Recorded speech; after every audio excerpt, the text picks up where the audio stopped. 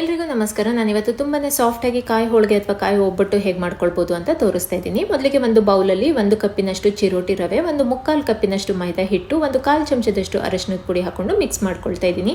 ನಂತರ ಇದಕ್ಕೆ ಸ್ವಲ್ಪ ನೀರನ್ನು ಸೇರಿಸ್ಕೊಂಡ್ಬಿಟ್ಟು ಹಿಟ್ಟನ್ನು ಸಾಫ್ಟಾಗಿ ಕಲಿಸ್ಕೊಳ್ತಾ ಇದ್ದೀನಿ.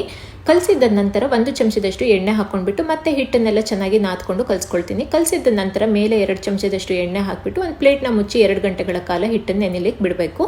ಈ ಕಡೆ ಒಂದು ಮಿಕ್ಸರ್ ಜಾರಿಗೆ 1 ಕಪ್ಪಿನಷ್ಟು ತೆಂಗಿನಕಾಯಿ, 1 ಚಮಚದಷ್ಟು ನೀರನ್ನು ಹಾಕೊಂಡು ತರಿತರಿಯಾಗಿ ರುಬ್ಕೊಂಡಿದ್ದೀನಿ.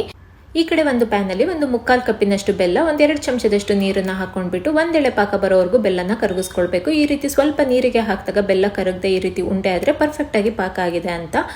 ನಂತರ ಇದಕ್ಕೆ ರುಬ್ಬಿಟ್ಕೊಂಡಿರುವಂಥ ತೆಂಗಿನಕಾಯಿನ ಹಾಕೊಂಡ್ಬಿಟ್ಟು ಒಂದ್ಸರಿ ಎಲ್ಲದನ್ನು ಮಿಕ್ಸ್ ಮಾಡಿ ಮೀಡಿಯಂ ಫ್ಲೇಮಲ್ಲೇ 4 5 ನಿಮಿಷ ಚೆನ್ನಾಗಿ ಬೇಯಿಸ್ಕೊಳ್ಬೇಕು.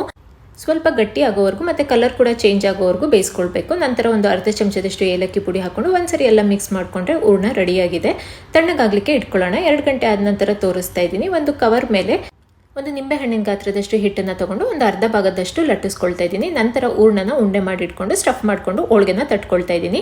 ಆ ಕಡೆ ಹಂಚು ಕೂಡ ಕಾಯಲಿಕ್ಕೆ ಇಟ್ಟಿದೆ. ಹಂಚು ಪೂರ್ತಿಯಾಗಿ ಕಾದ ನಂತರ ಹೋಳಿಗೆನ ಹಾಕೊಂಡ್ಬಿಟ್ಟು 2 ಕಡೆ ಮೀಡಿಯಂ ಫ್ಲೇಮಲ್ಲಿ ಇಟ್ಕೊಂಡು ಬೇಯಿಸ್ಕೊಳ್ತಾ ಇದ್ದೀನಿ. ಮಧ್ಯದಲ್ಲಿ 1/2 ಚಮಚ ತುಪ್ಪ ಅಥವಾ ಎಣ್ಣೆನ ಹಾಕ್ಕೊಳ್ಬೇಕು.